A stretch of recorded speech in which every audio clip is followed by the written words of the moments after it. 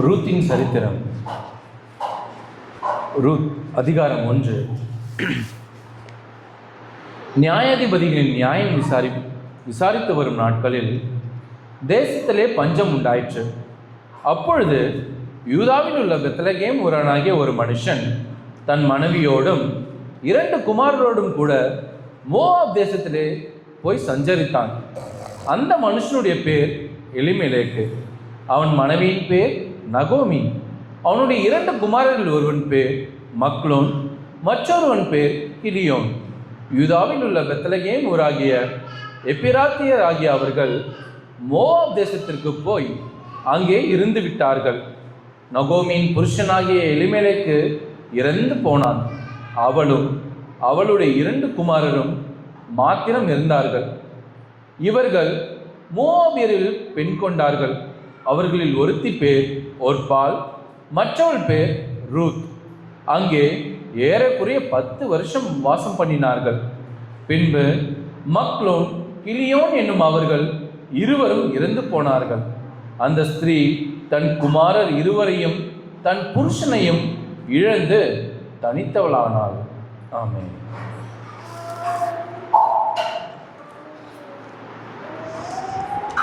இன்றைக்கி நம்ம ஒரு வாசிக்க கேட்ட பாசேஜ் ஓல்ட் டெஸ்டமெண்ட்டில் புக் ஆஃப் ரூத்திலிருந்து இப்போ நம்ம கேட்டோம். இன்றைக்கி நம்ம இந்த புது சீரீஸை தான் நம்ம ஸ்டார்ட் பண்ண இருக்கோம்.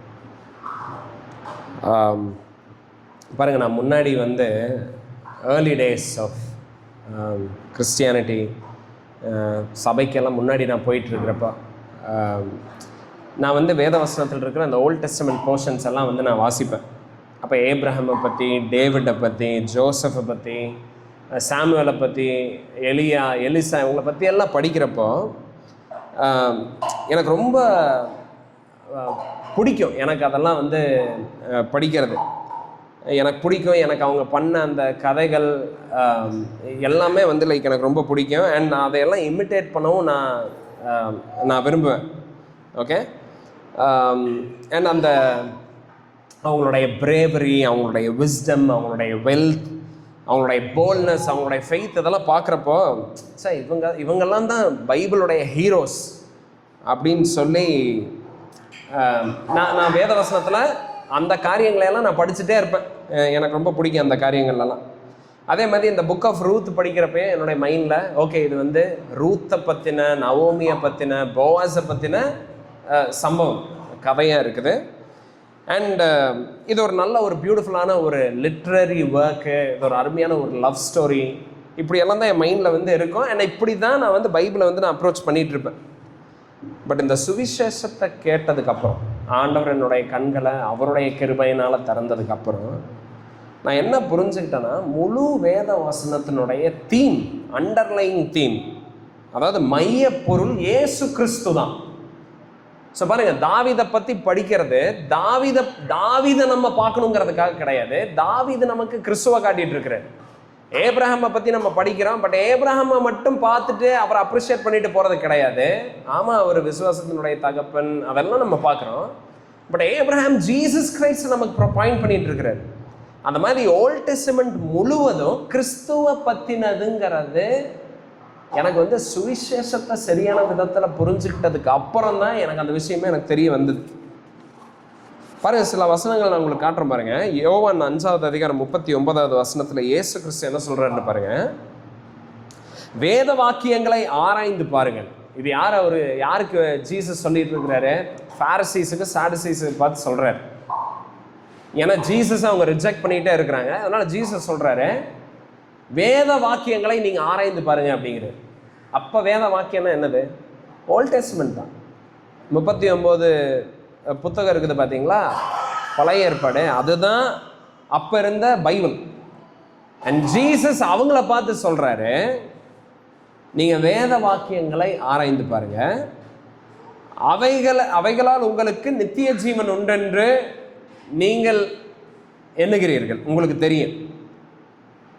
ஓகே. ஸோ அவங்க பைபிளை படிக்கிறாங்க. எதுக்கு படிக்கிறாங்க? நித்திய ஜீவன் அடையிறதுக்காக தான் அவங்க படிச்சுட்டு இருக்கிறாங்க. பட் ஜீசஸ் சொல்கிறாரு, அது என்னை குறித்து சாட்சி கொடுக்கிறது அப்படிங்கிற. ஸோ இவங்க நித்திய ஜீவனுக்காக படிக்கிறாங்க, பட் பாயிண்ட்டை மிஸ் பண்ணிகிட்டே இருக்கிறாங்க.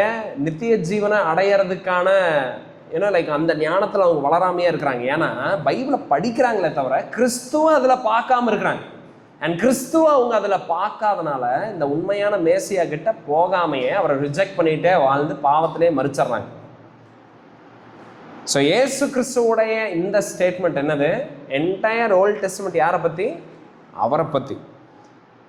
அதே 5வது அதிகாரம் 46வது வசனத்தில் பாருங்க, அவர் என்ன சொல்றாருன்னு, நீங்கள் மோசேயை விசுவாசிக்கிறீர்களானால் என்னையும் விசுவாசிப்பீர்கள், அவன் என்னை குறித்து எழுதி இருக்கிறானே அப்படிங்கிறது. மறுபடியும் பழைய ஏற்பாட்டில் மோசஸ் எப்போ இருந்தார்? பழைய ஏற்பாட்டுடைய காலத்தில். பழைய ஏற்பாட்டில் இருக்கிற அந்த அந்த பென்டடூக்குன்னு சொல்கிற அந்த ஃபர்ஸ்ட் 5 புக்ஸை மோசஸ் தான் எழுதினார். பட் ஜீசஸ் சொல்கிறாரு, மோசஸ் யாரை பற்றி எழுதியிருக்கிறாரம்மா? என்னை பற்றி எழுதியிருக்கிறாருங்கிறார்.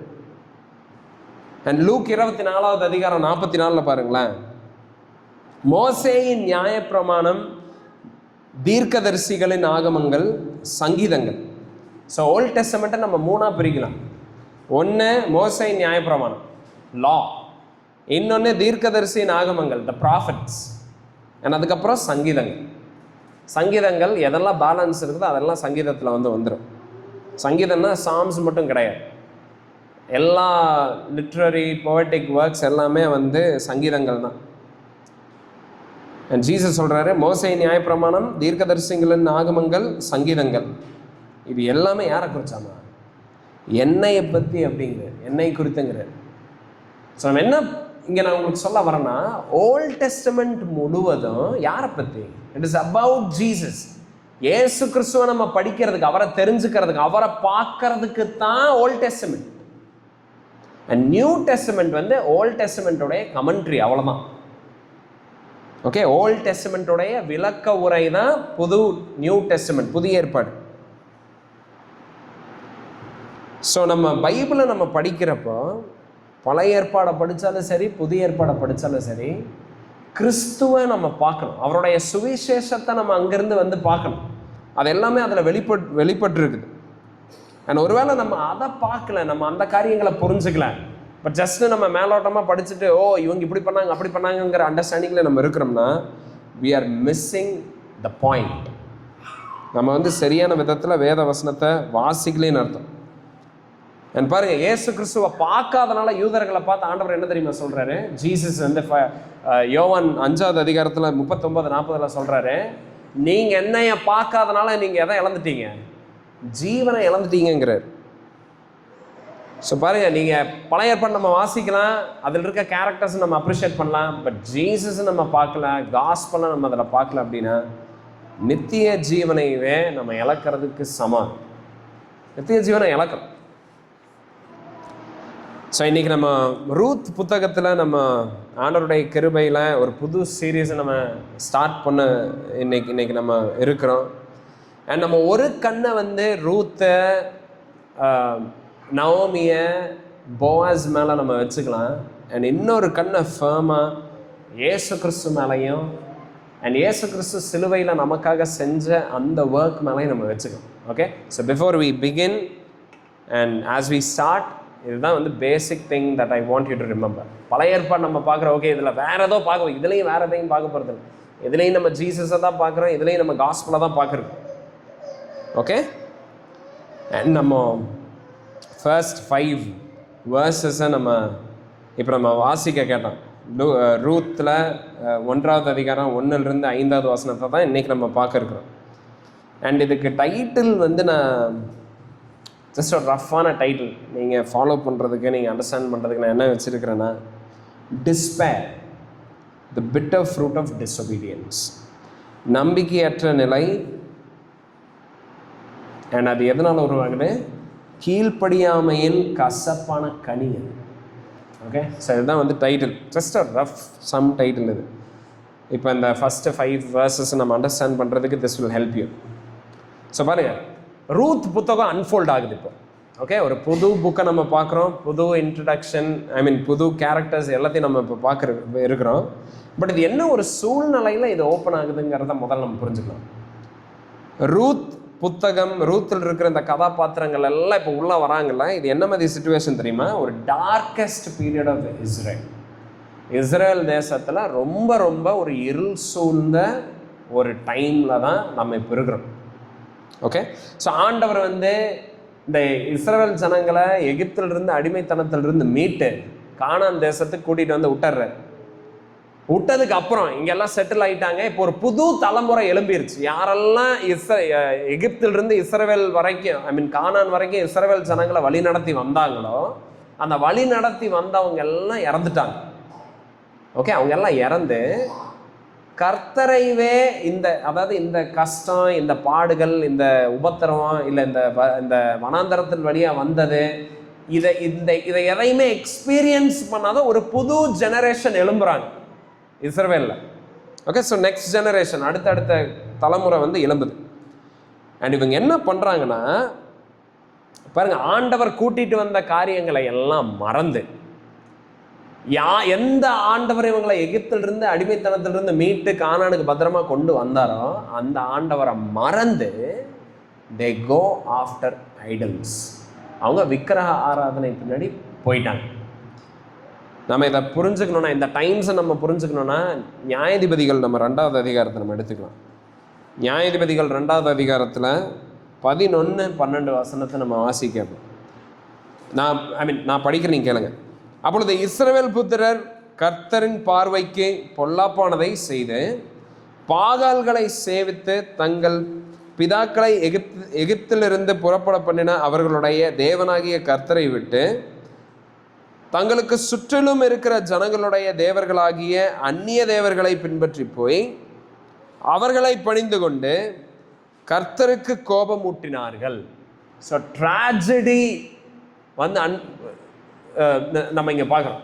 எந்த ஆண்டவர் இவங்களை ப்ரொடெக்ட் பண்ணி மண்ணானால போஷிச்சு, செங்கடலை பிளந்து, வாதையிலிருந்து, வெயிலிருந்து, கடுமையான குளிரிலிருந்து காப்பாற்றி பத்திரமா கூட்டிகிட்டு வந்து விட்டாரோ, எந்த ஆண்டவர் இவங்களை வந்து நான் உங்களை கூட்டிகிட்டு போகிற தேசத்தில் நீங்கள் ஒரு வித்தியாசமான ஜனமாக இருக்கணும், சுற்றி இருக்கிற ஜனங்க மாதிரி நீங்கள் ஆயிடக்கூடாதுன்னு சொல்லி வந்து விட்டாரோ, அந்த ஆண்டவரையவே அவங்க மறுதளிச்சுட்டு இவங்க என்ன பண்ண ஆரம்பிச்சிட்டாங்கன்னா, சுற்றி இருக்கிற ஜனங்க மாதிரி இவங்க வாழ ஆரம்பிச்சிட்டாங்க. பக்கத்தில் என்ன விக்கிரகத்தை ஆராதிக்கிறாங்களோ அந்த விக்கிரகத்தை இவங்களும் ஆராதிக்க ஆரம்பிச்சிட்டாங்க. இஸ்ரவேல் ஜனங்க இந்த ஜனங்க மாதிரியே ஆயிட்டாங்க. இவங்க பாகால்களை சேவிக்க ஆரம்பிச்சுட்டாங்க. தேவனை விட்டு அந்நிய தேவர்களை பின்பற்றி அந்த இதோட வந்து கலப்பு திருப்பணம் பண்ணி, ஸோ லைக் அவங்களுடைய ஐடென்டிட்டியவே இழந்துட்டாங்க, பர்பஸை மிஸ் பண்ணிட்டாங்க. அண்ட் ஆண்டவர் இதனால் என்ன பண்ணார்? அவர் கோபம் அடைஞ்சு, வசனம் இங்கே நம்ம அதுதான் பார்க்கணும். இவங்க இதெல்லாம் பண்ணதுனால இவங்க ஆண்டவர் வந்து கோபம் அடைய பண்ணி ஆண்டவருடைய கோபாக்கனையே இவங்க மேலே நல்லா வாங்கி கட்டிக்கிட்டாங்க. அதாவது ஆண்டவருடைய பனிஷ்மெண்ட் இவங்க மேலே வந்து இறங்குச்சு, அவருடைய ஜட்ஜ்மெண்ட். ஸோ இவங்க கீழ்ப்படியாமல் போனதுனால ஆண்டவர் இவங்களை மறுபடியும் என்ன பண்ணுறாரு? இவங்களை வீக் ஆக்குறாரு. இவங்களுடைய இவங்க மேலே வந்து சண்டை போடுறதுக்கு வேற ராஜாக்களை வந்து ஏவறாரு. இவங்களை அடிமைத்தனத்துக்கு பிடிச்சிட்டு போகிறதுக்கு வேற ராஜாக்களை அவங்க மேலே வந்து அப்பாயிண்ட் பண்ணுறாரு. ஸோ அந்த மாதிரி பல பிரச்சனைகளை இவங்க சந்திக்கிறாங்க. அண்ட் இந்த ஜட்ஜஸ் ஃபுல்லாக நீங்கள் ஒரு சைக்கிளை பார்க்கலாம். என்னன்னா, ஜனங்க ஆண்டவரை மறந்துடுவாங்க, அவருக்கு விரோதமாக வாழுவாங்க, ஆண்டவர் அவங்கள தண்டிப்பார், அப்புறம் மறுபடியும் அவர் நோக்கி கதறுவாங்க. ஆண்டவர் வந்து இறக்கப்பட்டு ஒரு நியாயாதிபதி அனுப்பிச்சிடுவார் போய் காப்பாற்று அப்படின்னு. அண்ட் போய் காப்பாற்றினா அந்த நியாயாதிபதி உயிரோடு இருக்கிற வரைக்கும் இவங்க நல்லா வாழுவாங்க. மறிச்சிட்டாங்கன்னா மறுபடியும் அதே சைக்கிள் ரிப்பீட் ஆகிட்டு இருக்கும்.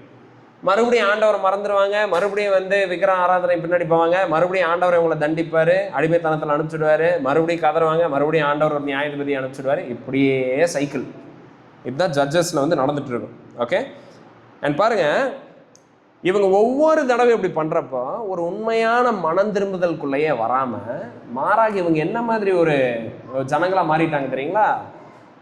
நியாயாதிபதிகள் 21வது அதிகாரம் 25 லாஸ்ட் வசனம் சொல்லுது பாருங்க. ரூத்துக்கு ஜஸ்ட் முன்னாடி இதுதான் கண்டிஷன், இதுதான் நிலைமை. ரூத் புத்தகம் எழுதப்படுற டைமில், அங்கே இருக்கிற கதாபாத்திரங்கள் வாழ்ந்த டைமில் இப்படி தான் இஸ்ரேல் இருந்துச்சு. எப்படி இருந்துச்சு? நியாயாதிபதிகள் 21-25 பாருங்க. அந்நாட்களிலே இஸ்ரவேல் ராஜா இல்லை, அவன் தன் பார்வைக்கு சரிபோனபடி செய்து வந்தான். ஸோ அவங்களுக்கு வந்து ஒரு லா அண்ட் ஆர்டர் இல்லாத ஒரு சூழ்நிலை. Okay, lawlessness, அனார்கி. ஜஸ்ட் வந்து அவனுக்கு என்ன பிடிச்சிருக்கும், அவனுக்குன்னு ஒரு ஒரு ஒரு ஒரு ஐ மீன் ஒரு ஸ்டாண்டர்ட் கிடையாது. ஆண்டவருடைய வார்த்தையெல்லாம் ரிஜெக்ட் பண்ணிட்டாங்க. ஒரு ஸ்டேபிள் கவர்மெண்ட் கிடையாது, ஒரு சட்ட ஒழுங்கு கிடையாது, நிலையான ஆட்சி கிடையாது, ஒரு நல்ல கடவுளுக்கு பயந்துக்கிற ராஜா இல்லாத ஒரு சூழ்நிலை. பாருங்கள், நிறைய டைம் நம்ம நினைக்கிறோம், ஐ மீன் அட்லீஸ்ட் நான் வந்து ஸ்கூல் காலேஜ் எல்லாம் படிக்கிறப்ப நான் என்ன நினைப்பேன்னா, இந்த லா எல்லாம் இல்லாமல் இருந்தால் எப்படி இருக்கும் அப்படின்லாம் நான் நினைப்பேன். அதை எவ்வளோ லிபரேட்டிங்காக இருக்கும், எவ்வளோ ஃப்ரீயாக இருக்கும். எனக்கு அப்படியெல்லாம் வந்து சொல்லிகிட்டு இருக்கிறாங்க, எந்த லாவே இருக்கக்கூடாது. யூஎஸில் கூட ஒரு ரீசெண்டாக ஒரு இந்த லெஃப்ட் விங் வந்து ஒரு போராட்டத்தை நடத்துனாங்க. என்னென்னா போலீஸ் டிபார்ட்மெண்ட்டே இருக்கக்கூடாது. ஸோ லா அண்ட் ஆர்டரே இல்லைன்னா அது ஃப்ரீயாக இருக்குன்னு நினச்சிக்கிறாங்க. இப்போ பாருங்கள், அது ஃப்ரீயாக இருக்காது. லா அண்ட் ஆர்டர் இல்லைன்னா அதை விட கொடுமையான சூழ்நிலையே இருக்காது. அதுதான் இருக்கிறதுலேயே the worst kind of place to live. அவனுக்கு பிடிச்சதை பண்ணால் எப்படி இருக்கும் அந்த இடம்? அங்கே சேஃப்டி இருக்காது, செக்யூரிட்டி இருக்காது, அங்கே எந்த ஒரு ப்ராஸ்பரிட்டி இருக்காது, அங்கே எதுவுமே பண்ண முடியாது. அண்ட் இஸ்ரேல் வந்து ரூத்துடைய காலகட்டத்தில் இப்படி தான் வந்து இருக்குது. Okay, no law and everybody is doing whatever they want. அவனுக்கு என்ன சரின்னு படுதோ, நீ யாரா என்ன கேட்க, நான் இப்படி தான் பண்ணுவேன் அப்படின்னு சொல்லி எல்லாருமே அப்படி தான் வாழ்ந்துட்டு இருக்கிறாங்க. அண்ட் இப்படிப்பட்ட ஒரு டார்க் டைம், இப்படிப்பட்ட ஒரு ஒரு ஒரு டைமில் தான் நம்ம வந்து இந்த புக் ஆஃப் ரூத்தை வந்து நம்ம நம்ம நம்ம பார்க்கணும். ஸோ பாருங்கள், ரூத் 1:1 சொல்லுது, நியாயாதிபதிகள் நியாயம் விசாரித்து வரும் நாட்களில். ஸோ ஃபர்ஸ்ட் திங் நம்ம புரிஞ்சுக்கணும், ராஜா அந்த டைமில் கிடையாது, நிலையான கவர்மெண்ட் கிடையாது, நியாயாதிபதிகள் இருக்கிறாங்க. அந்த டைமில் தான் இது நடக்குது. அப்போ என்ன ஆகுது, தேசத்தில் பஞ்சம் உண்டாயிட்டாங்க. எதனால பஞ்சம் உண்டாயிருக்குது பாருங்கள். லேவியராகமம் 26வது அதிகாரம், உபாகமம் 28வது அதிகாரத்துல எல்லாம் கிளியராக ஆண்டவர் இவங்களை கானான் தேசத்துக்கு கூட்டிகிட்டு வர்றதுக்கு முன்னாடி என்ன சொல்லியிருந்திருப்பார்னா, என்னுடைய வார்த்தையின்படி கேட்டு நடந்தீங்கன்னா நீங்கள் நல்லா இருப்பீங்க. பட் என்னுடைய வார்த்தைக்கு மிஞ்சி என்னுடைய உடன்படிக்கை நான் உங்களோட நான் உங்களோட செஞ்சுருக்க அந்த உடன்படிக்கையை நீங்கள் உடைக்கிறப்ப என்ன ஆகும் அப்படின்னா, தேசத்தின் மேலே பஞ்சம் வரும்னு அவர் சொல்லியிருப்பார். அண்ட் பாருங்க, நியாயாதிபதியினுடைய காலத்தில் என்ன இருக்குதாம்மா, பஞ்சம் வந்திருக்குது. ஸோ என்ன அதனுடைய அர்த்தம் அப்படின்னா, பீப்புளுடைய சின் ஆண்டவருடைய ஜட்ஜ்மெண்ட் ஆல்ரெடி அந்த டைமில் இஸ்ரேல் மேலே இருந்துச்சு. ஓகே, எந்த அளவுக்கு தீவிரமான பஞ்சம்னா, அப்பத்தின் வீடு என அழைக்கப்படும் பெத்லகேம்லேயே அப்பம் கிடையாது. அந்த அளவுக்கு ஃபேமின், சாப்பாடு கிடையாது. ஆசின் வந்து ஒரு விதைச்சா நல்ல ஒரு அறுவடை வந்து கிடையாது, நல்ல ஒரு விளைச்சல் கிடையாது. அண்ட் ஏன் இது வந்துச்சு முதல்ல இஸ்ரேல் ஜனங்க மேலே? so that they can repent. அவங்க மனம் திரும்பணுங்கிறதுக்காக ஆண்டவர் இந்த மாதிரி ஒரு சூழ்நிலையை அனுப்பிச்சிட்டு இருந்தார். ஸோ ஒரு ஸ்டேபிளான கவர்மெண்ட் இல்லை, ஒரு லா அண்ட் ஆர்டர் கிடையாது, அண்ட் ஒரு நல்ல ராஜா கிடையாது, ராஜாக்கள் அந்த டைமில் கிடையாது அவங்களுக்கு. அண்ட் தேசத்தில் பஞ்சம் இருக்குது. இதெல்லாம் எதனால? So that the Israelites can repent. அவங்க மனம் திரும்பி மறுபடியும் விக்கிர ஆராதனை எல்லாம் விட்டுட்டு தேவனிடத்தில் வர்றதுக்காக ஆண்டவர் இந்த காரியங்களை பண்ணியிருந்தார். பட் பாருங்க என்ன ஆகுதுன்னு,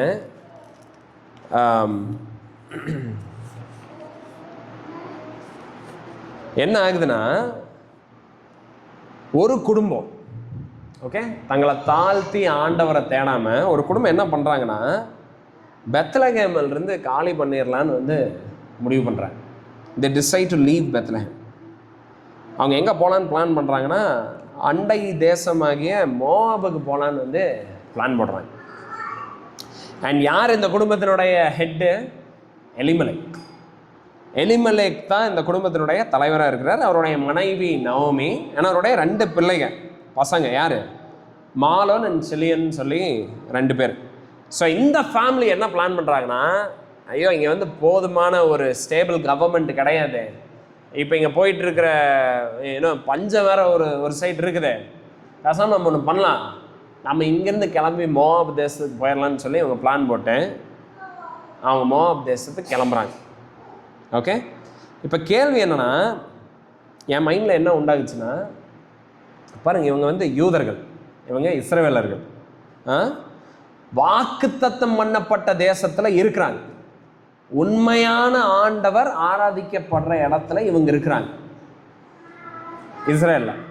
ஆண்டவருடைய ஜனங்க இருக்கிற இடத்துல இவங்க இருக்கிறாங்க.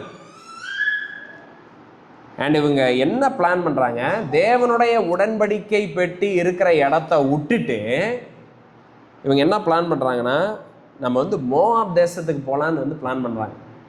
அண்ட் மோவாப் தேசம் எந்த மாதிரி தேசம் தெரியுங்களா? இஸ்ரவேலர்களை வெறுக்கிற ஒரு தேசம். மோவாபைட்ஸ் ஹேட்டட் இஸ்ரேலைட்ஸ். எகிப்தில் இருந்து இவங்க வர்றப்போ தண்ணி சாப்பாடு கூட அவங்க தரலையாம. அண்ட் ஆண்டவர் வந்து சொல்கிறார், உபாகமம் 23வது அதிகாரம் 3-6 வசனத்தில், அண்ட் 3வது வசனத்தில் ஸ்பெசிஃபிக்காக, அம்மோனியனும் மோவாபியனும் கர்த்தருடைய சபைக்கு உட்படல் ஆகாதுன்னு சொல்லி ஆண்டவர் வந்து சொல்கிறார். ஸோ பாருங்க, மோவாபைட்ஸை வந்து ஆண்டவர் 10 தலைமுறைக்கு என்னுடைய சபைக்குள்ளே வரக்கூடாதுன்னு வந்து சொல்லியிருந்தேன். ஏன்னா அவங்க விக்கிரக ஆராதனையை வந்து பின்பற்றிட்டு இருந்தாங்க, வேற ஒரு தெய்வத்தை பின்தொடர்ந்துட்டு இருந்தாங்க, தெய்வங்களை. அண்ட் இந்த உண்மையான தெய்வத்தையும் இவருடைய ஜனங்களையும் வெறுக்கிற ஜனங்களாக இருந்தாங்க மோவாபைட்ஸ். அண்ட் யார் தெரியுங்களா இந்த மோவாபைட்ஸ்? எங்களுடைய ஆரிஜின் எப்படி தெரியுங்களா? ஆதியாகமம் 19வது அதிகாரத்தில் லோத் இருந்தார். லோத்துக்கு 2 பிள்ளைகள் இருந்தாங்க. அந்த மூத்த பிள்ளைக்கும் தகப்பனாகிய லோத்துக்கும் பிறந்த அந்த தலைமுறை, அந்த சந்ததி தான் வந்து மோவாபைட்ஸ். அண்ட் இளைய பிள்ளைக்கும் தகப்பனுக்கும் பிறந்த குழந்தை தான் வந்து அம்மோனியர்கள். அண்ட் பாருங்க, இது ரெண்டுமே வந்து அந்த ஆரிஜினே வந்து ரொம்ப நம்மளைய கஷ்டப்படுத்துகிற, என்னடா இப்படி ஒரு பயங்கரமான ஷாக் ஆக்குற ஒரு ஆரம்பம். அண்ட் இந்த மோவாப் தேசத்துக்கு இவங்க போகலான்னு வந்து இவங்க பிளான் போடுறாங்க. யாரு? ப்ராமிஸ்ட் லேண்டில், தேவனால் வாக்குத்தத்தம் பண்ணப்பட்ட தேசத்தில் வாசம் பண்ணிட்டு இருக்கிற பெத்லஹேமில் இருக்கிற எலிமெலேக்கும் நவோமியும் 2 பசங்களும் அங்கே போகலான்னு பிளான் பண்ணுறாங்க. அண்ட் ஸோ என்னுடைய மைண்டில் வந்த கொஸ்டின் என்ன, எப்படி இந்த ஒரு டெசிஷனை வந்து இவங்க எடுத்தாங்க? அண்ட் இதில் எலிமெலேக்குடைய பேருக்கு அர்த்தம் என்ன தெரியுங்களா? God is my king. அதுதான் அவருடைய பேருக்கு அர்த்தம். தேவன் என்னுடைய ராஜா. இந்த பேரை வச்சிருக்கிறவர் இவர் பண்ண ஆக்டை வந்து பார்க்குறப்ப, இவர் எடுத்த டெசிஷனை பார்க்குறப்ப, என்னடா இது இப்படி ஒரு முடிவு எடுத்திருக்கிறாரு அப்படின்னு வந்து நம்மளை ஆச்சரியத்தில் வந்து ஆழ்த்துது. ஸோ என்ன ரீசனாக இருக்கும்? What could be the reason? என்ன ரீசன் தெரியுங்களா? சிம்பிள். புவா, சாப்பாடு, பிரெட். சாப்பாட்டுக்காக அவங்க வந்து இந்த இடத்துலேருந்து அங்கே இந்த இடத்துக்கு போகிறதுக்கு வந்து பிளான் பண்ணுறாங்க. அநேக நேரத்தில் இப்போ நம்ம என்ன நினைப்போன்னா, சாப்பாட்டுக்காக, சாப்பாடு கூட இல்லாத நிலைமையில் இருக்கிறவங்க கண்டிப்பாக அப்படித்தானே போவாங்க அப்படின்னு நம்ம நினைப்போம். பட் பாருங்கள், எலிமெலேக்கு அடுத்த நேரம் சோத்து கூட ஒரு வழி இல்லாமல் போனப்போ அவர் எடுத்த முடிவு கிடையாது. எலிமெலேக்கு இந்த முடிவு எப்போ தெரியுமா எடுக்கிறாரு? இங்கே பாருங்க, 1வது அதிகாரம், ரூத் 1வது அதிகாரம் 21வது வசனத்தில் நவோமி சொல்கிறாங்க, நாங்கள் இங்கேருந்து போகிறப்ப எப்படி போனோம்? நிறைவாய் போனோங்கிறாங்க. ஸோ பாருங்க, எலிமெலேக் அங்கேருந்து அங்கே போனதுக்கு ரீசன் என்ன தெரியுமா? அடுத்த வேளை சாப்பாட்டுக்கு கூட என் பிள்ளைகளுக்கு, என்னுடைய மனைவிக்கு இல்லைங்கிறதுனால கிடையாது. அப்படி இருந்தால் அந்த ஊரில் இருந்து எல்லாருமே வெளியே போயிருந்திருப்பாங்க. இவங்க மட்டும் போகிறாங்க. ஏன் போகிறாங்கன்னா, ஏன்னா இவங்க கிட்ட நிறைய ப்ராப்பர்ட்டி இருந்துச்சு. அந்த ப்ராப்பர்ட்டியை செக்யூர் பண்ணுறதுக்காக போகிறாங்க. அந்த ப்ராப்பர்ட்டியை மல்டிப்ளை பண்ணுறதுக்கு போகிறாங்க. புரியுதா? அந்த ப்ராப்பர்ட்டியை வேற எங்கேயாவது இன்வெஸ்ட் பண்ணுறதுக்கு போகிறாங்க. ஸோ ஆண்டவருடைய உடன்படிக்கை பெட்டி இருக்கிற இடத்த விட்டுட்டு, அவருடைய ஜனங்க இருக்கிற இடத்த விட்டுட்டு, தேவனை ஆராதிக்கிற இடத்த விட்டுட்டு மோவாப் தேசத்துக்கு போன ஒரே ரீசன் என்னன்னா, because they wanted a secured life. Okay, ஒரு பாதுகாப்பான ஒரு இடத்துக்கு வந்து போகணும். ஒரு ஸ்டேபிள் இன்கம் இருக்கிற இன்னொரு பெட்டர் கண்ட்ரி, இன்னும் ஒரு பொலிட்டிக்கலி ஸ்டேபிள் என்வாயன்மெண்ட், இன்னும் பிஸ்னஸ் பண்ணுற மாதிரியான பிஸ்னஸ் ஃப்ரெண்ட்லி என்வாயன்மெண்ட்டுக்கு போகலான்னு சொல்லி போகிறாங்க. இன்னும் செல்ஃப் ரிலையன்ஸ் ஆகிறது. ஸோ பியூர்லி ஃபினான்ஷியல் பேசிஸில் இந்த முடிவு எடுக்கிறாங்க. அநேக நேரத்தில் நம்மளும் தேவனை கீழ்ப்படியாமல் போகிறதுக்கு, இல்லை தேவனை விட்டு விலகி போகிறதுக்கு நம்ம சொல்கிற ரீசன் என்ன தெரியுங்களா? இந்த மாதிரி செக்யூரிட்டி தான். இப்படியெல்லாம் இருந்தால் பொழைக்க முடியுமாங்க? இப்படியெல்லாம் இருந்தால் வாழ முடியுமா? இதெல்லாம் வந்து லைக் ப்ராக்டிக்கலாக இருக்காதுங்க. அதனால நான் இந்த மாதிரி டெசிஷன்ஸ் எடுக்கிறேன், அதனால நான் இப்படி பண்ணுறேன் அப்படின்னு சொல்லி நம்மளும் வந்து அநேக கிறிஸ்டியன்ஸ் அப்படி டெசிஷன் எடுக்கிறத, அப்படிப்பட்ட காரியங்கள் நம்ம பண்ணுறதை நம்ம வந்து பார்க்குறோம். ஸோ அதே மாதிரி ஃபார் ப்ராக்டிக்கல் ரீசன்ஸுக்காக எலிமெலெக் லீவ்ஸ் பெத்லஹேம். ஆண்டவர் அவங்களுக்கு நியமித்த இடத்த விட்டுட்டு ஹி லீவ்ஸ். அண்ட் இதுதான் அவங்கள மோட்டிவேட் பண்ணுச்சு. அண்ட் பாருங்கள், வசனம் 2 நம்ம பார்க்குறோம், போனவங்க என்ன பண்ணிட்டாங்க, அங்கேயே இருந்து விட்டார்கள்னு சொல்லி வசனம் அந்த இடத்துல க்ளோஸ் ஆகுது. ஸோ இன்வெஸ்ட் பண்ணுறதுக்காக, பிஸ்னஸ் பண்ணுறதுக்காக, இருக்கிற காரியங்களை ப்ரொடெக்ட் பண்ணிக்கிறதுக்காக, இருக்கிற காரியங்களை டெவலப் பண்ணுறதுக்காக they go to மோவாபுக்கு போகிறாங்க. அண்ட் இதில் நமக்கு என்ன தெரியுமா பாடம் இருக்குது? நமக்கு என்ன பாடம் இருக்குதுன்னா, பாருங்க, கிறிஸ்தவ பெற்றோர்களுக்கு இல்லை கிறிஸ்தவர்களாக இருக்கிற உங்களுக்கு, எனக்கு எல்லாத்துக்குமே இதில் ஒரு லெசன் இருக்குது. என்ன லெசன்னா, எலிமெலெக் மாதிரி நம்ம முடிவு எடுக்கக்கூடாது. It shouldn't be like Elimelech. Elimelech வந்து was purely driven by financial reasons. எனக்கு காசு அங்கே போனால் இன்னும் பெட்டராக கிடைக்கும், அதனால ஐம் கோயிங் டு லீவ் பெத்லஹேம்னு சொல்லி he leaves the place. ஆண்டவருடைய ஃபெல்லோஷிப்பை, அவருடைய வேர்டை எல்லாத்தையும் விட்டு தூரமாக ஒரு இடத்துக்கு போகிறார். அண்ட் எஸ், ஆண்டவரை ஒருவேளை உண்மையாலுமே எலிமெலெக் அவருடைய பேரின்படி ராஜாவாக கொண்டு இருந்தார்னா இந்த மாதிரி முடிவை அவர் எடுத்திருந்திருக்க மாட்டார். ஏன்னா ஆண்டவரை ராஜாவாக கொண்டு இருக்கிற ஜனங்க யாரெல்லாம் ஆண்டவரை நீங்கள் என்னுடைய ராஜான்னு சொல்கிறோமோ, யாரெல்லாம் சொல்கிறாங்களோ, யாரெல்லாம் எலிமெலெக்னு பேர் வச்சிருக்கிறாங்களோ, பாருங்க, they will prioritize the things of God first. தேவனுடைய ராஜ்யத்தையும் அவருடைய நீதியையும் முதல்ல தேடுகிறவர்களா இருப்பாங்க. அதுல காம்ப்ரமைஸ் பண்ண மாட்டாங்க எக்காரணத்து கொண்டு. டெம்போரல் கெயினுக்காக, டெம்போரல் ஆப்பர்ச்சுனிட்டிஸுக்காக, சும்மா இன்மையில் கிடைக்கிற ஏதோ ஒரு வாய்ப்பு, பெனிஃபிட்ஸுக்காக இந்த மாதிரி காரியங்களை காம்ப்ரமைஸ் பண்ணிட்டு போக மாட்டாங்க, போகக்கூடாது. ஓகே, பட் எலிமெலெக் அந்த முடிவை வந்து எடுக்கிறார். Poor decision making. உலக பிரகாரமான ஐஸ்வர்யத்துக்கு, பாதுகாப்புக்கு he makes his decision. அவர் வந்து கொஞ்சம் கூட, நான் இந்த ஊரிலிருந்து நான் போனேன்னா என்னுடைய மனைவியுடைய ஆத்மாக்கு எப்படிப்பட்ட, ஏன்னா அவளுடைய ஆத்மாக்கு என்ன ஆகும், தன்னுடைய ஆத்மாக்கு என்ன ஆகும், தன்னுடைய மனைவியுடைய ஆத்மாவை அதை எப்படி பாதிக்கும், தன்னுடைய பிள்ளைகளுக்கு ஆண்டவரை பற்றி அவங்க அறிகிற அறிவில் அவங்க வளர்றதையெல்லாம் எப்படி பாதிக்குங்கிறத எதையுமே கன்சிடரேஷனில் எடுக்காம he simply moves out. Very poor decision making.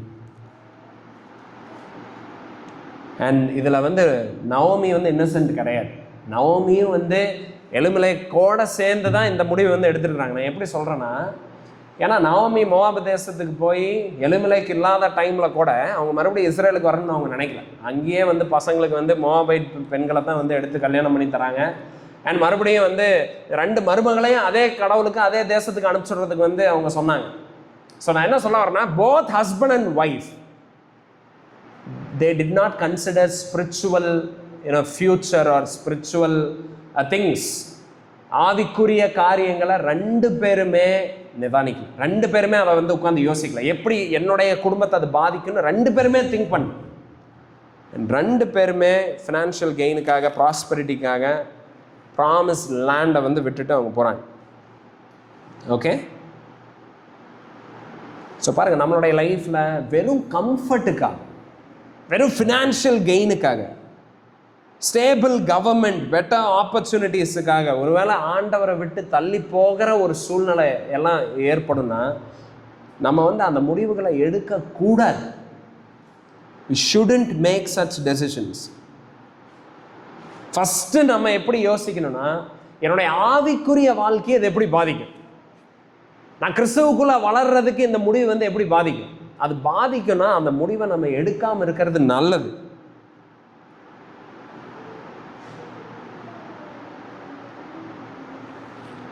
So பாருங்கள், மோவாப் தேசத்துக்கு போய் அங்கேயே இருந்துட்டாங்க. அண்ட் என்ன ஆச்சு அதுக்கப்புறம்? இவங்க எதிர்பார்த்த மாதிரி அவங்க லைஃப் பெட்டராச்சா? இன்னொரு செக்யூரான வாழ்க்கை அமைஞ்சுதா? அவங்க ப்ராஸ்பர் ஆனாங்களா? அவங்க சக்சீட் ஆனாங்களா? என்ன ஆனாங்க? நோ, பயங்கரமான ட்ராஜடி தான் வந்து ஹிட்ஸ் தெம். பயங்கரமான ஒரு ஒரு ஒரு துக்கமான சம்பவம் நடக்குது. என்னது? எலிமெலேக் மரிச்சாரு. ஸோ பாருங்க, ஒரு பெட்டர் லைஃபுக்காக, ஒரு செக்யூர் லைஃபுக்காக ப்ராமிஸ் லேண்டை விட்டு மோவாபுக்கு போகிறாங்க. பட் மோவாபில் முதல்ல போய் சேர்ந்தது யார்? எலிமெலேக் அவுட்டு. எலிமெலேக் இறந்துடுறாரு. இவங்க எதிர்பார்த்த மாதிரியான வாழ்க்கை அவங்களுக்கு அங்கே வந்து அமையல. இவங்க எதிர்பார்த்த மாதிரியான சூழ்நிலை அங்கே அமையல. ஸோ நவோமியோடைய பேருடைய அர்த்தம் என்னது? ஸ்வீட்னஸ். ஐ மீன் இனிமை. இந்த தமிழ் என்னன்னு போட்டிருக்கு? என்னை வந்து நவோமின்னு கூப்பிடாதீங்க, என்னை மாறான்னு கூப்பிடுங்கன்னு சொல்கிறாங்க பார்த்தீங்களா? ஸோ நவோமுடைய வாழ்க்கை எப்படி மாற ஆரம்பிச்சிருச்சு? கசப்புள்ளதா, பிட்டராக மாற ஆரம்பிச்சிருச்சு. மோவாபுக்கு போனதுக்கப்புறம் தன்னுடைய கணவனை வந்து இழந்துடுறாங்க. அண்ட் இப்போ யார் இருக்கிறா? நவோமிக்கு 2 பசங்க, மாலோன் சிலியன் மட்டும் இருக்கிறாங்க. 3வது வசனம் பாருங்க. நகோமியின் புருஷனாகிய எலிமெலேக்கு இறந்து போனான், அவளும் அவருடைய 2 குமாரனும் மாத்திரம் இருந்தார்கள். ஓகே, ஸோ 2 பசங்க இருக்கிறாங்க. நவோமி இப்போ பயங்கரமான துக்கத்தில் இருக்கிறாங்க. அண்ட் இப்போ அடுத்தது என்ன ஆகுது? இந்த 2 பசங்க என்ன பண்ணுறாங்க? மோவாபிய பெண்களை வந்து திருமணம் பண்ணுறாங்க. பாருங்க, அடுத்த பெரிய தவறான டெசிஷன். மோவாபுக்கு போகிறாங்க, எலிமெலேக் இறந்துட்டாரு. அண்ட் இவங்க வந்து சரி மறுபடியும் நம்ம ஊருக்கே போகலாம். ஆபிரகாம் வந்து தன்னுடைய மகன் ஐசக்கு பொண்ணு தேடுறப்போ எலியேசரை கூப்பிட்டு என்ன சொன்னார்? நீ இங்கே பொண்ணு பார்க்காத, எங்கள் ஊருக்கு போ, எங்கள் ஊருக்கு போ, என்னுடைய சொந்தத்தில் நீ போய் பொண்ணு அப்படின்னு வந்து சொல்கிறார். எலியேசர் சொல்கிறார், ஆண்டவர் பொண்ணு தரலின்னா என்ன பண்ணுறாரு? ஆண்டவர் தருவார், நீ போ அப்படிங்கிறார். அந்த மாதிரியான ஃபெய்த்தை டிஸ்பிளே பண்ணலைங்க. நவோமி, மாலோன் சிலியன் என்ன பண்ணுறாங்கன்னா, அப்பா இறந்துட்டாரு, அண்ட் அங்கே ஊர்லேயும் நம்ம போய் பெருசாக வந்து நம்ம பிஸ்னஸை டெவலப் பண்ண முடியாது, இங்கே தான் நம்ம செட்டில் ஆக போகிறோம், அண்ட் இங்கே பொண்ணை எடுத்துக்கலான்னு சொல்லி அவங்க 2வது பெரிய தப்பு பண்ணுறாங்க. அண்ட் ஏன் இந்த தப்புன்னு நான் சொல்கிறேன்னா, இன்டர் மேரேஜ் வந்து வாஸ் ப்ரொஹிபிட்டட். ஆண்டவர் பழைய ஏற்பாடில் உபாகமம்ல 7வது அதிகாரம் 3:4 தெளிவாக சொல்லியிருந்தாரு, விக்கிரக ஆராதனை பின்னாடி போயிட்டு இருக்கிற பெண்களையோ இல்லை ஆண்களையோ திருமணம் பண்ணாதீங்க. அண்ட் பண்ணுறப்போ ஆண்டவர்கிட்ட இருந்து உங்களுடைய இருதயத்தை அவங்க வந்து வேற சைடு கொண்டு போயிடுவாங்க. அண்ட் தெளிவான இன்ஸ்ட்ரக்ஷன் இருந்துச்சு. Okay, do not yoke with an unbeliever. இஸ்ரவேலினுடைய ஆண்டவரை விசுவாசிக்காத நபர்களை திருமணம் பண்ணாதீங்கன்னு ஆல்ரெடி ஒரு ஸ்டாண்டர்டான ஒரு இது இருந்துச்சு. பட் பாருங்க, நவோமியும் சரி, மாலனும் சரி, சிலியனும் சரி அதை பெருசாக எடுத்துங்க. they were okay to disobey God. ஏன் நான் என்ன நினைக்கிறேன் தெரியுமா? எலிமெலேக் இறந்துட்டாரு, லைஃப்பில் ஒரு சந்தோஷம் தேவை, அப்படிப்பட்ட ஒரு துக்கம் இருக்கிறப்ப. அண்ட் நமக்கு வந்து சந்தோஷம்னா என்னது? கல்யாணம் தான். அண்ட் ஓகே, இந்த துக்கத்தை போக்குறதுக்கு கொஞ்சமாவது இந்த கசப்பு மாறுறதுக்கு என் பசங்களுக்கு கல்யாணம் ஆச்சுன்னா போதும் அப்படின்னு சொல்லி 2 பேர்த்தையும் வந்து மோவாபிய ஸ்திரீக்கு வந்து திருமணம் பண்ணி தந்துடுறாங்க. ஏன்னா யாரை கல்யாணம் பண்ணுறங்கிறது முக்கியமே கிடையாது. நம்ம ஊரில் எது முக்கியம்னா செலப்ரேஷன். அதில் ஃபோட்டோ இருக்கணும், பட்டாசு இருக்கணும், அது இருக்கணும், இது இருக்கணும், பெரிய ஹால் இருக்கணும், இதெல்லாம் தான் இருக்குமே தவிர what kind of women or man are we marrying. நான் சில மேட்ச்சு இந்த சம்மந்தம் பேசுறதெல்லாம் நான் பார்த்துருக்கேன். வந்து உட்காருவாங்க, லட்டு வைப்பாங்க, டீ வைப்பாங்க, மிக்சர் வைப்பாங்க, சாப்பிடுவாங்க. சரிங்க நான் முடிவை சொல்கிறேங்க அப்படின்ட்டு போவாங்க. இதில் என்னையா நீ முடிவை சொல்லுவ? அந்த பொண்ணுக்கிட்ட ஒரு வார்த்தை பேசல, அந்த பையன்கிட்ட அந்த பொண்ணு ஒரு வார்த்தை பேசல, எதுவுமே தெரியாது. ஆனால் அவங்க போய் முடிவை சொல்கிறேன்ட்டு போவாங்க, முடிவையும் சொல்லிடுவாங்க. ஸோ நம்மளுடைய மைண்ட் செட்டில் என்னென்னா, லைக் கல்யாணம்னா இதெல்லாம் தேவையே கிடையாது. கல்யாணம்னா அறிவு இருக்குதா இல்லையா, விசுவாசம் இருக்குதா இல்லையா, வேத அறிவு நான் சொல்கிறது அதெல்லாம் இருக்குதா, அதெல்லாம் வந்து கன்சிடரே, அதெல்லாம் அப்புறமே பார்த்துக்கு, அதெல்லாம் இப்போ யோசிக்க தேவையே கிடையாது. ஓகே, இப்போ லெட்ஸ் ஃபோக்கஸ் ஆன் மேரேஜ். நமக்கு தாலி செய்யணும், தங்கம் போடணும், ரதத்தை வாங்கணும், காரை வாங்கணும், இதை பண்ணணும், அதை இதில் தான் நம்ம மைண்ட் இருக்குது. ஸோ நவோமி எலிமெலேக் இறந்துட்டாரு, நான் விதவைங்க, 2 பசங்க, எனக்கு எப்படியாவது உங்களுக்கு கல்யாணம் பண்ணால் நான் வந்து நிம்மதியாக சேர்த்துருவேன் அப்படிங்கிற அந்த மைண்ட் செட்டில் 2 பேர்த்து கல்யாணம் பண்ணி விட்டாங்க. பாருங்கள், அநேக நேரத்தில் நம்மளும் we take disobeying God very lightly.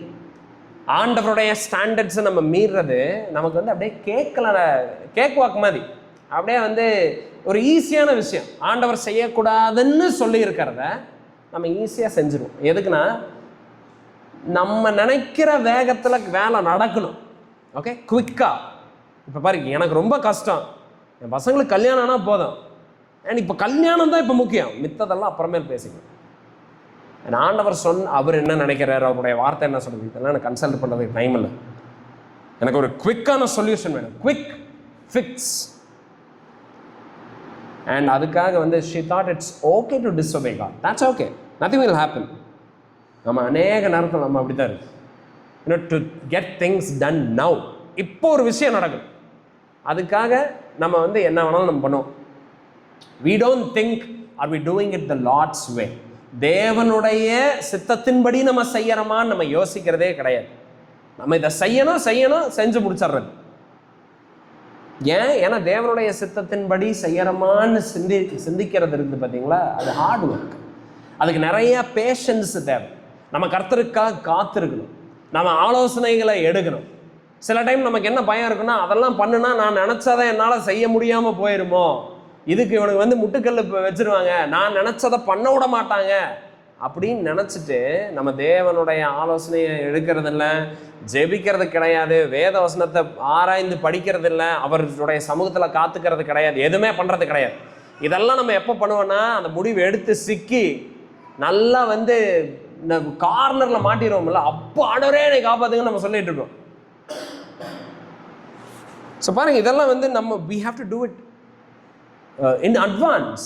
ஒரு முடிவு எடுக்கிறதுக்கு முன்னாடி ஆண்டவருடைய சமூகத்தில் காத்திருக்கிறது எவ்வளவோ மேல், எத்தனையோ வழியை நம்மளுடைய வாழ்க்கையில் வராமல் அது காத்துக்கும்.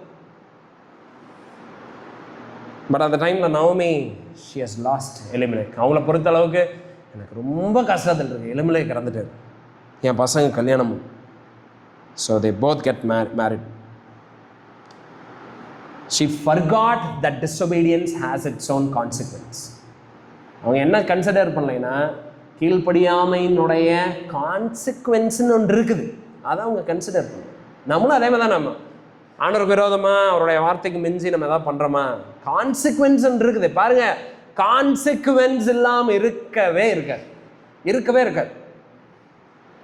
ஆண்டவருடைய வார்த்தை கீழ்ப்படியாமல் இருக்கிறோமா, டெஃபினட்டாக கான்சிக்வன்ஸ் இருக்குது. இப்போ இல்லைன்னா 10 வருஷம் கழிச்சு கண்டிப்பா we will face it. கண்டிப்பா சில காரியங்களை உட்காந்து என்னுடைய ஓன் லைஃப்ல நான் எக்ஸாமின் பண்ணிட்டு இருந்தேன். எப்படிடா இப்படி ஒரு லாக்ல வந்து நம்ம வந்து மாட்டணும், எப்படி இந்த ஒரு சூழ்நிலையில் நம்ம வந்துட்டோம் அப்படின்லாம் நான் வந்து யோசிச்சுட்டு இருந்தேன். அண்ட் நான் அப்படியே ரிவர்ஸில் பின்னாடி போய் பார்த்தா 10-15 வருஷம் முன்னாடி ஒரு ஹேபிட்டை வந்து என்கரேஜ் பண்ணதுனால சில அசோசியேஷன் வந்து சேர்ந்துச்சு. ஆனால் அந்த அசோசியேஷன் மூலமாக வந்த காரியங்கள் தான் இந்த காரியங்கள். அப்புறம் யோசிச்சேன், 15 வருஷம் முன்னாடி ஒருவேளை, ஏன்னா எனக்கு அன்னைக்கே தெரியும் அதை நான் பண்ணியிருந்துருக்கூடாதுன்னு, அதை பண்ணாமல் இருந்திருந்தேன்னா அந்த ஃப்ரெண்ட்ஷிப்பே வந்திருக்காது, அந்த அசோசியேஷனே வந்திருக்காது. ஆனால் அந்த அசோசியேஷனே வராமல் இருந்திருந்தா அந்த ஆப்பர்ச்சுனிட்டியே வந்திருக்காது. பட் பாருங்கள், அங்கே ஸ்டார்ட் பண்ணி 15-17 இயர்ஸ் கழிச்சு இன்னைக்கு வேத அறிவில் நம்ம வளர்ந்துருக்கிறோம், ஆண்டவரை பற்றி தெரிஞ்சுக்க எல்லாமே இருந்தால் கூட அவங்களுடைய கான்சிக்வன்ஸ் இருக்குது. So Naomi, she does, and like with her sons Mahlon, Chilion, 2 பேரும் சேர்ந்து they make a foolish decision. ஆண்டவருடைய வார்த்தை இருக்குது, they don't pay attention, they just do whatever they like. அவங்களுக்கு things have to work out now. இப்போ சீக்கிரமாக முடியணும், அவ்வளோதான் அவங்களுடைய மைண்டில் இருந்து. அண்ட் பாருங்கள், அவங்களுக்கு அது கொஞ்ச நேரம் ரிலீஃபாகவும் இருந்துச்சு. நவோமிக்கு அந்த 2 திருமணம் பண்ணி வச்சது கொஞ்ச நேரத்துக்கு அவங்க எதிர்பார்த்த மாதிரி சமாதானத்தை தந்துச்சு. ஆனால் 5வது வசனம் பாருங்க, அடுத்த ட்ராஜடி. மாலன் சிலியன் 2 பேருமே மரிச்சாங்க. பாருங்க, நவோமியுடைய வாழ்க்கை இன்னும் கசப்பாய்க்கிட்டே தான் போகுது.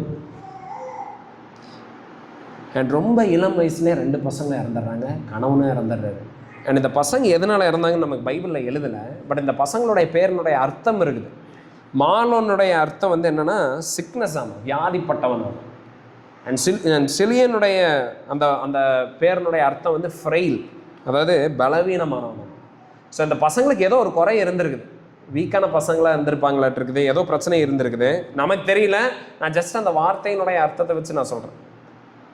ஏதோ ஒரு காரணத்தினால the sons also died, அவங்களும் வந்து மரிச்சிடுறாங்க. அப்புறம் என்ன ஆகுது? அப்புறம் என்ன ஆகுது? பசங்களும் மரிச்சிடுறாங்க, கணவனும் மரிச்சிடுறாரு. அப்புறம் என்ன ஆச்சுன்னா நவோமியுடைய வாழ்க்கையில் இன்னும் கசப்பு அதிகம்தான் ஆச்சு. ஸோ பாருங்கள், தேவனுக்கு கீழ்ப்படியாமல் போனதுனால அவங்க வந்து பெட்டர் ஆனாங்கன்னே கிடையாது. the things got only worse. And எதையெல்லாம் பிளான் பண்ணி மோவாப் தேசத்துக்கு போனாங்க. புரியுதா? மோவாப் போகிறப்ப அவங்க மைண்டில் என்ன, நம்ம போகிறோம், ஒரு பிஸ்னஸை ஸ்டார்ட் பண்ணுறோம், செட்டில் ஆகிறோம், பெரிய அதை பண்ணுறோம் இதை பண்ணுறோம் இப்படியெல்லாம் கட்டுறோம். அண்ட் அப்போ வரைக்கும் நம்ம மைண்டில் அப்படி தான் இருக்குது. ஆனால் கொஞ்ச நாள் சர்ச்சுக்கு போகாமல், கொஞ்ச நாள் தேவனிடத்திலிருந்து விலகி, கொஞ்ச நாள் ஜெபம் பண்ணாமல் இருந்து இதையெல்லாம் சாதிச்சுக்கிட்டு அப்புறம் நம்ம மறுபடியும் வந்துடலாம், இப்போ என்ன ஆயிரப்போதுன்னு நம்ம நினைப்போம். பாருங்க, அப்படி தான் மோவாப் போனாங்க. அண்ட் நவோமி மட்டும்தான் இப்போ இருக்கிறாங்க.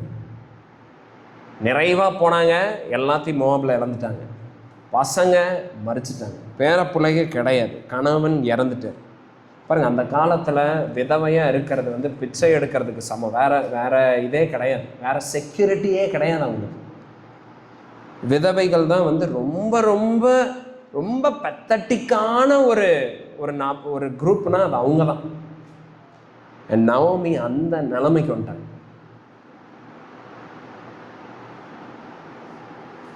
அண்ட் இப்போ குடும்பத்தினுடைய எதிர்காலமே கேள்விக்குறியா இருக்கு.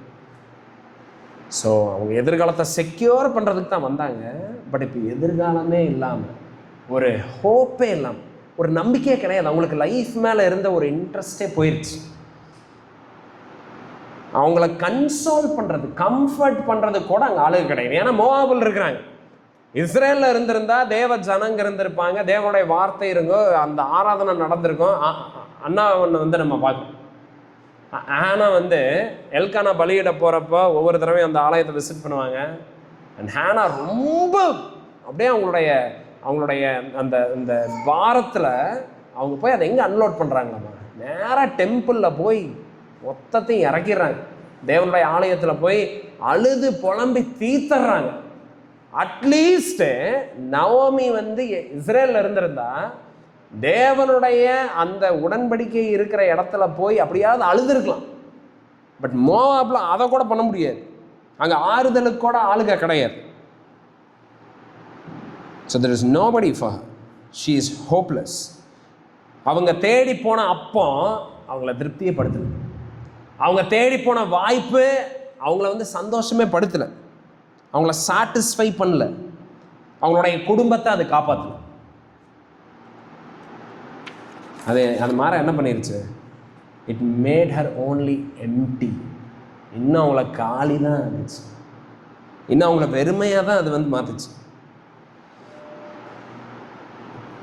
பாருங்க, பல 100 வருடம் கழிச்சு இயேசு கிறிஸ்து 6வது அதிகாரத்தில் என்ன சொல்றாருன்னு பாருங்க.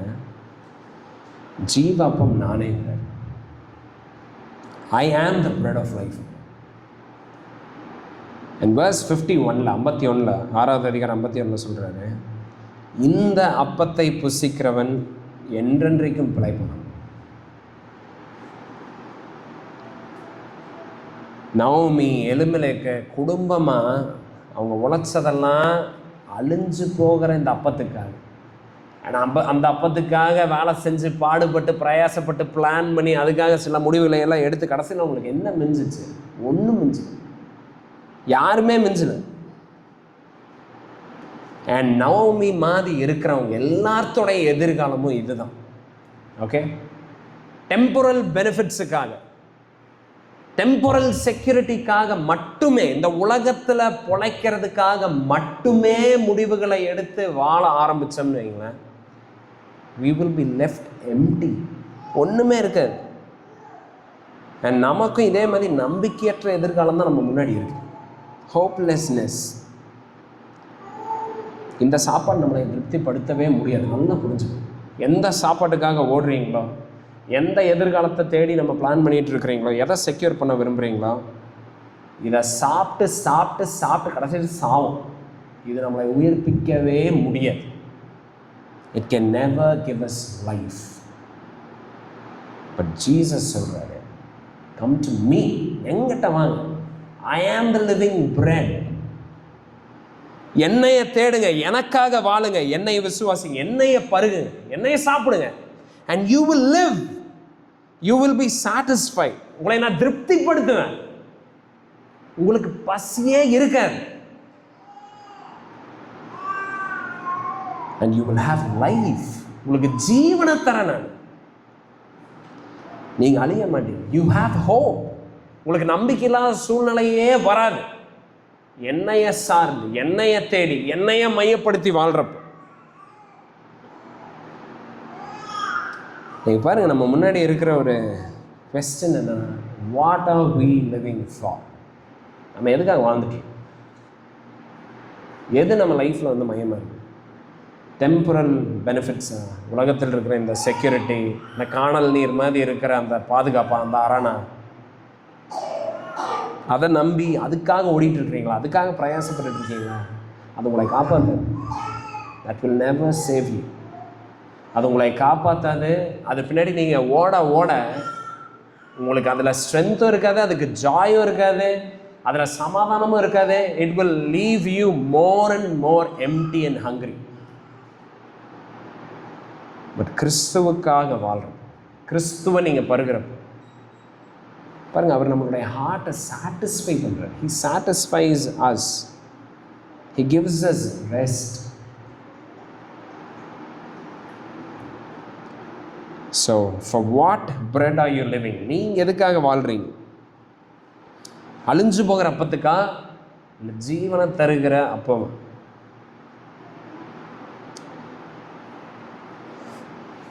நவமி என்ன ஆனாங்க? இப்படிப்பட்ட சூழ்நிலையில் இருக்கிறாங்க. இதுக்கப்புறம் என்னாச்சு? Did things get better? ஏதாவது மாறிச்சா? ஏதாவது அவங்க லைஃப்பில் இம்ப்ரூவ் ஆச்சா? Will see it next week. நம்ம தொடர்ந்து நம்ம இந்த காரியங்களை நம்ம பார்க்க இருக்கிறோம். நம்ம ஜெபிக்கலாம். ஆண்டவரே, உங்களை நம்பி வாழ்கிறதுக்கு எங்களுக்கு கற்றுத்தாங்கப்பா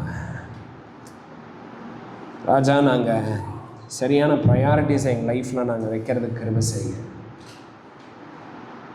Lord, we don't want to live for Lord wrong things, Lord. We don't want to prioritize things that do not matter.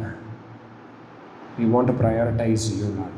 எங்களுடைய வாழ்க்கையை நீங்கள் மீனிங்ஃபுல்லாக மாற்றுங்க ஆண்டவரே. நாங்கள் வெறுமையற்றவர்களாக ஆண்டவரே, நாங்கள் ஒரு ஹோப்லெஸ்ஸான ஸ்டேட்டில் நாங்கள் போகாமல் ஜீவ அப்பமாகிய உங்களைய நாங்கள் தேடி, உங்களைய பருகி, உங்களைய சார்ந்து நாங்கள் வாழ்கிறதுக்கு நீங்கள் கிருபை தாங்கப்பா.